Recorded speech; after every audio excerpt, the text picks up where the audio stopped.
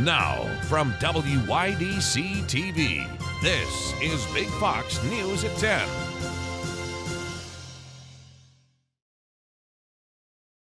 Thank you for joining us. I'm Anna Manuel. Tonight, Elmira is mourning the loss of a local sports icon. Notre Dame High School in Elmira announcing that longtime football coach Mike D'Aloisio has died.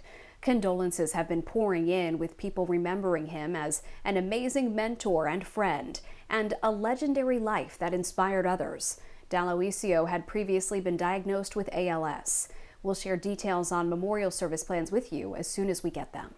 As politicians gear up for midterm elections, an increasing number of Latino voters are feeling left out, with some highlighting the lack of outreach from both Republicans and Democrats. Brian Yenis has more. Muy buenos días. ¿Qué tal? Gracias por acompañarnos. Victor Martinez is the owner of La Mega, Pennsylvania's largest Spanish-language radio station. I will say both parties have done a horrible job, Democrats and Republicans. Martinez is talking about the lack of Latino voter outreach efforts. He says it's surprising, given the opportunity for both parties. Why isn't it the Republican Party taking advantage of that? Talking to those people, delivering the message to those people. And in the other side, Democrats, well, don't take us for granted. Come and talk to us. About half of Pennsylvania's 1 million Hispanics live along Route 222. It's called the 222 Latino Corridor, and it's emerged as an increasingly important voting bloc, similar to the I-4 corridor in Florida. Allentown, Pennsylvania's third largest city, is now majority Latino, and it just voted for its first Latino mayor, Matt Turk. Bienvenidos to Allentown. A Democrat of Cuban descent who says the Latino vote is wide open. The vote is open to whoever has the best story, whoever can deliver. And that can absolutely be Democrats who recognize that Latinos want the same thing that everybody wants. It's education, it's public safety, and it's economic opportunity. Republicans sense that opportunity and opened a Hispanic community center in Allentown and are knocking on doors. The city has a largely Puerto Rican population, many working in warehouse distribution jobs who historically have voted for Democrats. Republicans are working on appealing to evangelical Christian Latinos through pastors. We want them to go out and vote. And in that process, when we talk about the issues, we really try to highlight where those issues fall within our Judeo-Christian value system. An April Quinnipiac poll found President Biden's approval rating with Latinos at just 26%. Last week, the Democrats launched a 7-figure national ad campaign trying to tout President Biden's successes. In Allentown, Pennsylvania, Brian Yenis, Fox News. Relief could soon be arriving for parents and caregivers dealing with the baby formula shortage. On Sunday, a military plane arrived from Europe with enough formula inside to fill 500,000 bottles. Caroline Shively has more from Washington. It isn't the typical cargo for this Air Force crew, but it's among the most precious. 78,000 pounds of baby formula arrived on this flight to Indianapolis on Sunday amidst a nationwide shortage. It's the hope that us parents have now and that feeling of relief that we have with this specialized formula here. This prescription-only formula will go to medical centers, but more plane loads are set to arrive across the U.S. in the coming days. There's going to be additional imports from existing companies that do business in the United States that continue to operate 24/7. Administration officials blame formula maker Abbott for the crisis. The company's Michigan plant shut down in February due to safety concerns.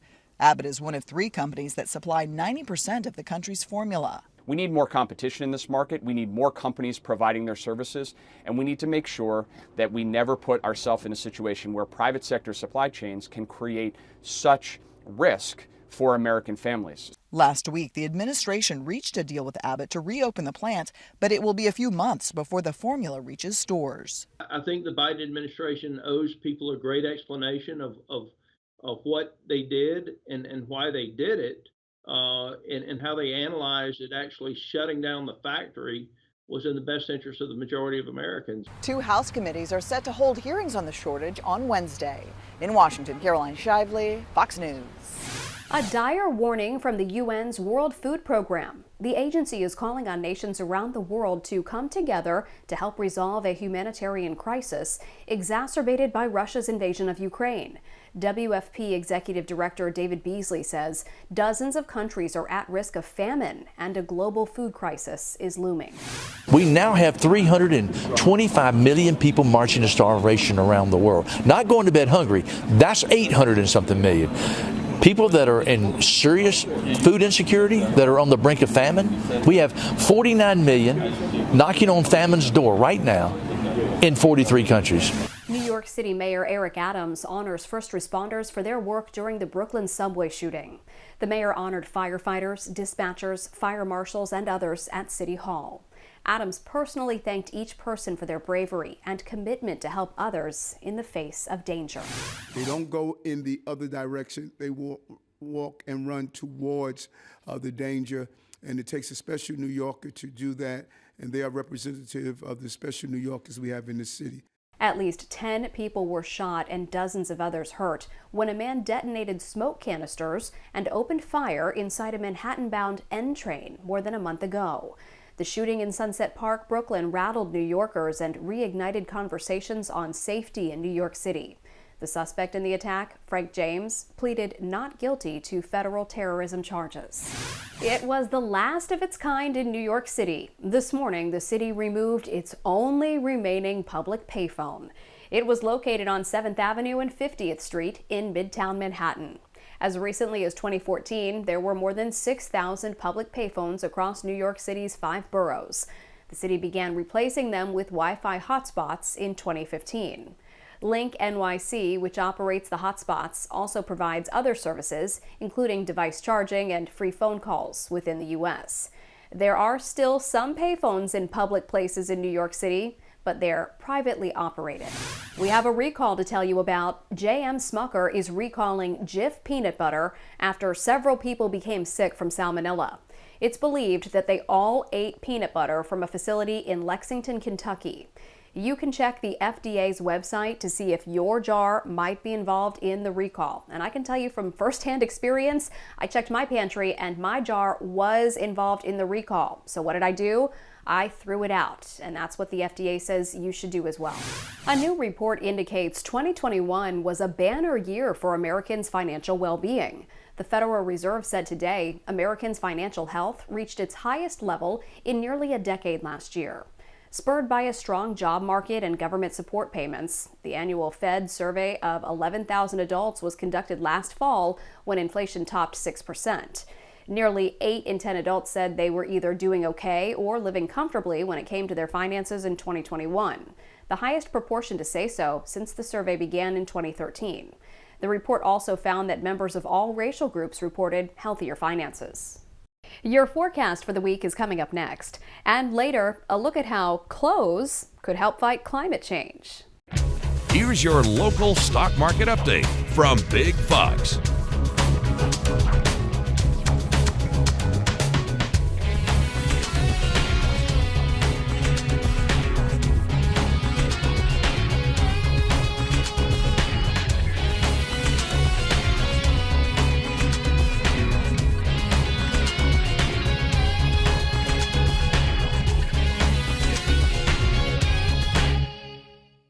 Now, your Twin Tiers forecast from Big Fox.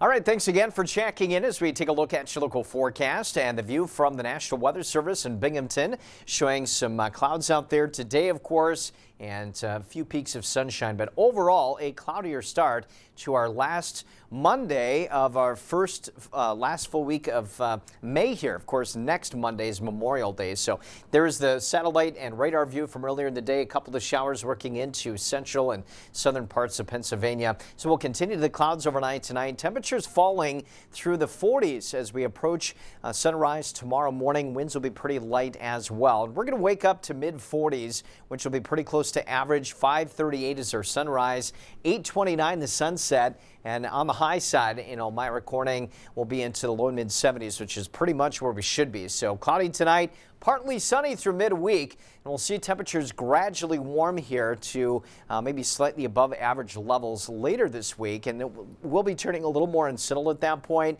Some weekend showers and thunderstorms. I think Saturday will be the wetter day of the weekend, but better by Memorial Day Monday.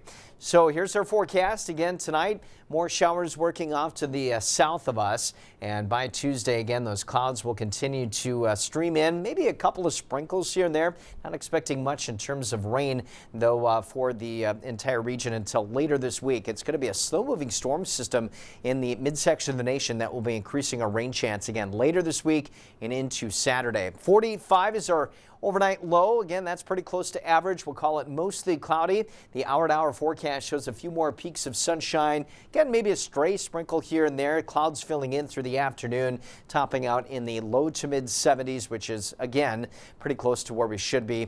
Partly sunny skies expected on Tuesday. And daytime highs pretty close to where we should be region-wide. 70 in Wayland, Binghamton at 72. Mansfield a little cooler at 66, but Elmira Corning in the 72, 73 degree range. That'll be the case again on Wednesday with, again, partly sunny skies, and the extended temperature outlook here from the 28th to the 1st of June, actually showing that we're going to be warming up to above average levels. So once we get through this week, a little bit closer to average and then slightly above average by the end of the week, next week and the early part of June should be quite warm. The extended forecast through the week ahead, again, our last full week of May 2022 here. Partly sunny skies on Tuesday and Wednesday. Temperatures kind of hovering in the mid 70s. Thursday, scattered showers starting to work in later, and then definitely cloudier and more showery on Friday at 72. Saturday, showers and thunderstorms lingering into Sunday. At this point, again, warmest day of the weekend will be Sunday at 84, and then we should be drying out a little bit here by Monday at 62. What if your clothes could help combat climate change? The concept may seem like something out of a science fiction movie, but the technology could be coming to your closet sooner than you think. Here's Jackie Ibanez. In fashion, sustainability is the latest hot trend, something climate-concerned consumers hope never goes out of style. And in a business where the goal is to turn heads, these carbon-capturing aprons are doing just that. They're absolutely amazing. Researchers backed by H&M have developed a special solution that allows fabric to catch carbon dioxide in the air. The technology is currently being tested by chefs at this Swedish restaurant in Stockholm, whose aprons are made with the liquid. And what seems like magic, officials say the carbon stays stuck to the aprons until they're heated to about 90 degrees. It's then that the CO2 revaporizes and can be repurposed, like below the restaurant, where it's being used to help grow plants, which are then incorporated into some of their dishes. It is pulled into this greenhouse here and is used as a food for the plants. So it completes the photosynthesis cycle. According to data collected by the United Nations, the fashion industry produces roughly 8 to 10% of the world's carbon emissions. On any given day, officials say a t-shirt made with this solution can help capture about a third of the CO2 that a tree can. It's a small start that officials hope can soon be applied on a more industrial scale. To help future clothes made with the solution go mainstream, researchers say they need to help consumers find a user-friendly way to repurpose the CO2 their clothes capture, noting not everyone has access to a greenhouse. Health officials keep urging people to double vax this upcoming fall. As COVID cases continue to rise, healthcare professionals are recommending Americans get vaccinated again to protect themselves against the disease, and adding Americans should roll up their sleeves to get a flu shot as well. They say vaccines have been beneficial in decreasing the number of cases and hospitalizations for COVID since the vaccines became available in late 2020. Officials recommend people double vax to avoid spreading it to others, especially those more vulnerable, like senior citizens and people with compromised health. Wildfires may victimize people in a second way, according to a new Canadian study. Researchers at McGill University say wildfires could be causing health problems not only in breathing issues and heart attacks, but also in cancer risks. The scientists say people living within 30 miles of wildfires were more likely to develop brain and lung cancers. The study also says ranges of carcinogens are released during wildfires to elevate the risks, and people living in wildfire areas can be continuously exposed to the potentially cancer-causing wildfire pollutants. Apple is facing a lawsuit related to its AirPod earbuds and Amber Alerts. A couple in Texas are suing Apple, saying use of the AirPods left their son with hearing loss. Carlos Gordoa and Ariana Reyes say Apple's AirPods failed to automatically reduce or limit alert volumes when an Amber Alert went off while he was listening to the device, tearing apart his eardrum and leaving him with hearing damage in May of 2020. The parents claim Apple committed gross negligence fraud. The boy has reportedly been suffering from dizziness, vertigo, and nausea since the incident. Apple has not yet commented on the suit. SpaceX is raising a massive round of fresh funding. Apple wants to ramp up production outside of China, and college graduates are entering the best job market in generations. CJ Papa has those stories and more in today's Business Briefs. New funding. Elon Musk's SpaceX, now valued at $127 billion after raising a massive round of new funding, making it the highest valued U.S. startup. The company is reportedly looking to bring in more than $1.7 billion in new capital. No word if or when the company will attempt an IPO. It comes as CEO Elon Musk faces sexual harassment allegations from a former SpaceX flight attendant. The World Economic Forum in Davos, Switzerland is underway, with 2,500 public figures gathering to discuss solutions to global problems. Ukrainian President Volodymyr Zelensky calling on the political and business elite to take part in rebuilding the country once the war has ended. The Wall Street Journal says Apple is looking to boost its production outside of China. The tech giant citing Beijing's strict anti-COVID policy. India and Vietnam are among the countries under consideration. More than 90% of Apple's products are manufactured in China by outside contractors. And it's a good time to graduate college, according to the New York Post. The National Association of Colleges and Employers finds the class of 22 will find 33% more jobs available than last year's class. The group also says the average time between an initial interview and accepting a job offer is about 40 days. For more stories, log on to foxbusiness.com. Hundreds of people dressed in their finest hopped on motorbikes Sunday for the Distinguished Gentleman's Ride in Austin. As Amanda Ruiz tells us, this ride is not about the bikes, but the focus is on men's mental health and prostate cancer. We want people to see us and go, what is that? At first glance, it may be an odd sight to see driving around Austin. Why are all these people on these great motorcycles wearing suits? 174 bikers dressed in their finest and most stylish clothes headed downtown on their vintage motorbikes to take part in Austin's Distinguished Gentleman's Ride Sunday afternoon. Dress dapper, ride dapper. The Distinguished Gentleman's Ride doesn't just happen in Austin. It takes place on the same day every year in cities across the world, all to raise money and awareness for men's mental health and prostate cancer research. There's not a lot for raising awareness for men's prostate cancer, and mental health goes hand in hand with that because it's kind of a big deal, and we're happy to be able to contribute funds, raise awareness, and have this lovely event. Austin alone raised $20,346 for this annual fundraiser, an event that included a very low-speed ride through downtown Austin and into East Austin. Is a pretty fantastic event involving mostly vintage motorcycles or vintage-styled motorcycles to raise funds and awareness for men's mental health as well as prostate cancer studies. A new study finds nearly 1/3 of college students aren't comfortable asking for mental health support. The bestcolleges.com survey revealed 32% of undergraduates don't feel comfortable turning to a professional for mental health concerns.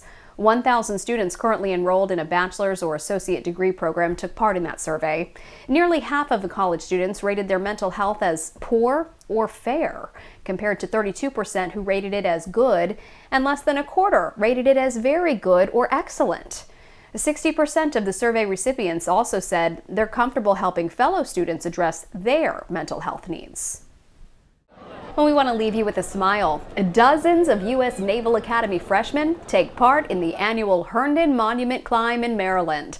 This is an annual tradition that's considered a rite of passage at the Annapolis School. Freshmen mark the end of their first year by climbing a 21-foot-tall monument completely slathered in vegetable grease.